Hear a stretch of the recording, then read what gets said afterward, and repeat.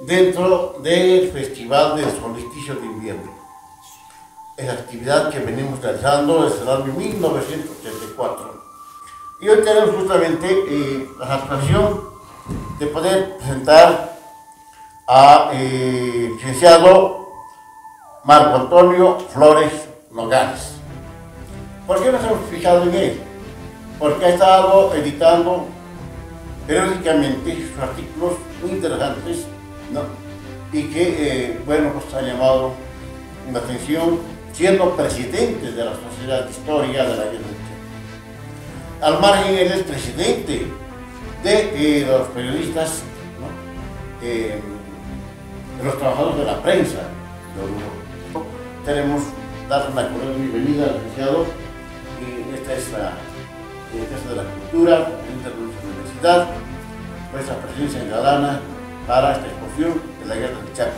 Porque muchos hablamos del gas, muchos hablamos del petróleo, pero no teníamos certeza de qué es lo que teníamos, qué es lo que se estaba jugando en ese entonces. Hace 5 años yo he tenido la suerte de trabajar en YPFB Santa Cruz y ahí he conocido a un ingeniero que ha hecho una investigación sobre los pozos petroleros y los pozos gasíferos que tenía Bolivia en ese entonces. Entonces, cuando Bolivia inicia la guerra, en 1932, con una investigación de registros de la época, cuentan que en 1914 Miguel Velasco construye una refinería casera que se alimenta de petróleo en la zona de Espejos, en el departamento de Santa Cruz. Posteriormente, en 1919, geólogos de la Standard Oil, esa empresa tan famosa que todos escuchamos, hacen exploración en estos sectores de Yaguaca, Serranía de Ollagüe, Samandita, Parapetí, Choreti, Sararenda, Bermejo, Sierra del Condado y Sierra del Desecho. Entre 1926 y 1930, la Standard Oil descubre el campo que tiene los pozos Sanandita 1, 2, 3 y 4. Ahora, en la actualidad, Bolivia es un país con potencial gasífero y por ello aseguró el abastecimiento interno y exporta a varios países vecinos. Estas son fotografías, no son de la época, son de 1950 más o menos. Yo tenía la gentileza de mi colega y amigo Fabricio Casola de prestarme. Y estas es una torre petrolera, este es un trépano y aquí se almacenaba el gas. ¿Sigue? ¿No? Entonces, ya venimos al conflicto de lo que es la Guerra del Chaco. Existen muchos autores que hablan de cómo se inicia, del problema que nace y todos le atribuyen a que tanto Paraguay como Bolivia querían proteger el petróleo y el gas de este sector. Entonces, menciona que la Guerra del Chaco empieza el 9 de septiembre del 32 y termina el 12 de junio del 35. ¿Por qué decimos 12 de junio? Porque se firma la paz el 12 de junio y el 14 es el cese de hostilidades. En el Paraguay, el 12 de junio celebran el Día del Excombatiente y en Bolivia lo celebramos el 14. Entonces el 12 se firma el convenio, el Tratado de Paz, y el 14 en Bolivia, a mediodía, en 1935, ya deja de haber hostilidades, ¿no? Mi nombre es Marco Antonio Flores Nogales, soy periodista.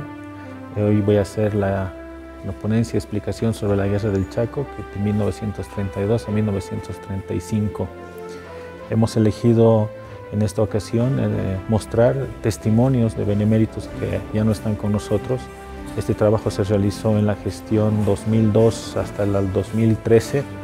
Juntamente con mi colega de ese entonces, Fabricio Casola, hicimos una serie de entrevistas, más de 70 entrevistas en ese entonces y posteriormente se han incrementado a unos 20 más. El objetivo que tenemos ahora es inculcar en la juventud y que conozcan de voz propia de los actores sobre el tema de esta contienda bélica y no tanto así remitirnos a los libros de historia, que es una historia oficial, obviamente, que es válida, pero nosotros entendemos que la historia que tiene mucho más valor es aquella que han contado nuestros abuelos, nuestros familiares que en su juventud fueron a defender Bolivia en la Guerra del Chaco. Hay muchos testimonios de orureños, especialmente que han estado en Boquerón, por ejemplo, 2 orureños. Hay testimonios de de un general paraguayo que también ha participado en la contienda de Boquerón, y creemos que ese es el valor histórico ahora que ya no queda beneméritos en vida, ya han fallecido todos, muchos de ellos en el olvido, muchos de ellos abandonados por el Estado incluso, pese a que recibían una renta que no era lo suficiente.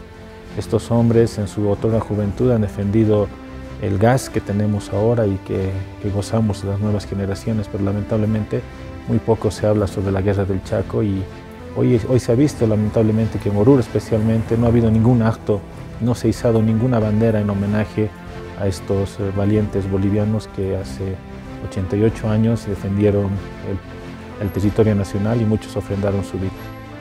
Las autoridades, especialmente las de educación, son las que tienen que hacer que esta fecha, 14 de junio, el 29 de septiembre, Boquerón, por ejemplo, no sean olvidadas, y que en los colegios, en las escuelas, se enseñe a nuestros niños que Bolivia en 1932 ha tenido una guerra muy trágica para muchas familias de bolivianos.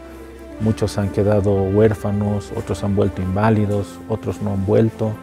Entonces es un valor rico, ¿no?, de una historia, lastimosamente que es una guerra, pero se está olvidando poco a poco, y las futuras y las nuevas generaciones no deberíamos olvidar